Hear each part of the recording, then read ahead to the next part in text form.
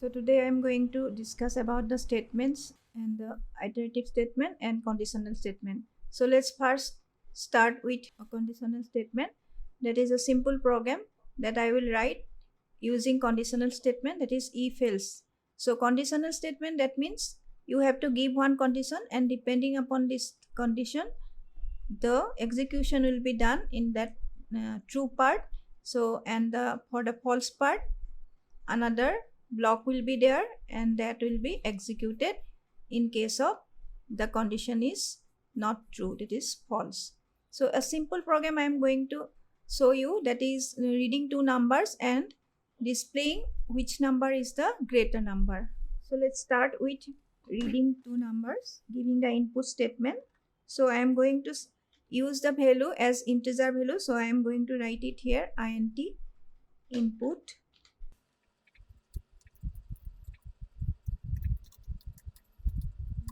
Again I will write the second number, b is equal to int input.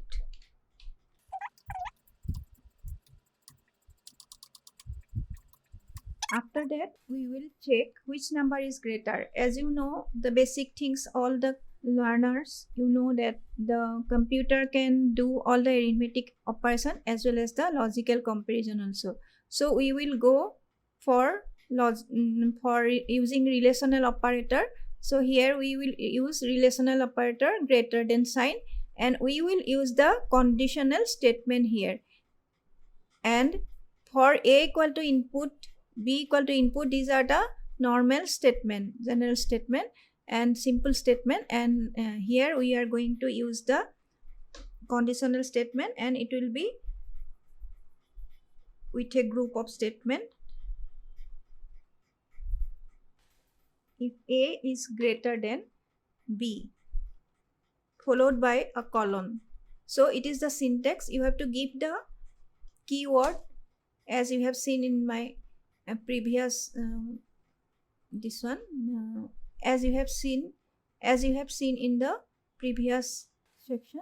And now if a is greater than b, that means what? That is a is the greater number. So simply we will write print statement, and we will give this comment, that is the greater number is comma the value that we are using to store the first number. And second part, again you have to follow the indentation, that is only else can be written just below the if statement. So here again we will write the second part of the compound statement, that is else part. And for the else part, this will be under else part, so also we have to follow the indentation. So print statement after 4 column, and we can give here else means if a is greater than b, print the greater number is a. Else means what? That is a is not greater than b. That means the condition is not true. That what is the condition? That is a is greater than b. So it is the conditional statement. Else print we will give now, because this time the greater number will be the b.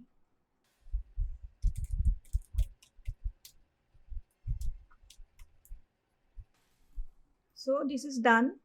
Now you save the file. I will save it in desktop, and by default it will come as untitled one. I am writing here greater.py, save it.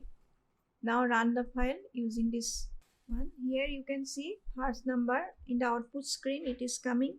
I am giving 45, for that 45 value will be stored in the variable a. Second number again we have to give 56. So now you see I am giving 56. So b is taking the value 56 here, and 56, as you know, 45 56 is greater than 45. So the condition will be here, else part will be true. So else part will be executed. So if this part is not true, then it will, the control will move to the else part, and it will do whatever they are in the else part. So in this part it is given the greater number is b. So 56, now it should come the greater number is b. Now you see it is coming as B because by mistake I have given what? I have left this. So B was inserted inside the quotation mark. That's why it is coming as B. Okay. So sometimes what happens for our typing mistake, sometimes we may not get a proper output. So in that time, no need to get panic. Only just go through your code. If it is wrong, then make the correction and again save it. But save to be, you have to save it. Control S also can be used. Again I am running. So this time it is correct. The greater number is 78. So this is a simple program that is reading two numbers using simple statement, and here we are going for compound statement and complex one. So here two statements are there, four statements altogether, and if A is greater than B, that is the condition given, this conditional statement, and else print the greater number. So this is a very simple program. So now you can see here we are reading two values, that is the normal statement, integer, using only two integer values A and B, and we are checking which number is greater. So in this conditional statement, if is coming in the violet letter, A is greater than B, print the greater number is A, else print this one. So when we run it, then we will enter the first number 34, second number as 56. So the greater number is coming here 56. See the output screen. So this is the way to write a simple program using conditional statement. Now again I will write another program using if statement. So suppose I am going to check which the number you are reading. That means I will read one number only, and we will check which whether the number is positive, negative or 0. So in this case I will write here if statement, if A is greater than, this is the relational operator, if A is greater than 0, then followed by a colon. Don't forget to give the colon. Automatically by default it is coming in a proper indentation place, and here I will write print statement that it is a positive number. Print, just here only we need to write the printing statement. After that I will write the else condition. And here three conditions will be there, that is whether it is a positive number or negative number or 0. So here we will use else if. If this is keyword, that means else if, one combination of two statement keyword, that is else and if. Else if, elif, it is written in Python. Elif, that means if A is not greater than 0. So elif we will write A is less than 0, colon, then we will write print statement again. This time what to be written? Yes, it is a negative number. So less than 0, that means it is a negative number. So two condition, out of these three condition, two condition already have been fulfilled. So now last condition is what? Else. So else means if it is neither greater than 0 nor less than 0. So it is obviously it will be 0, but it may not be, it may be a character, special character. So here also we have to mention elif A is equal to 0. Always remember, when we compare something with a value, then we must keep equal sign, double equal sign. Elif A equal to 0, then print statement is, this time it is a negative, this is a 0. Print, you have entered 0. So here what we have learned, that we are checking a number whether it is positive number, it is a negative number or a 0. So if the first part is true, in that case it will show this one. If it is not true, then it will come to the next statement, it will follow the next statement, again it will check this one.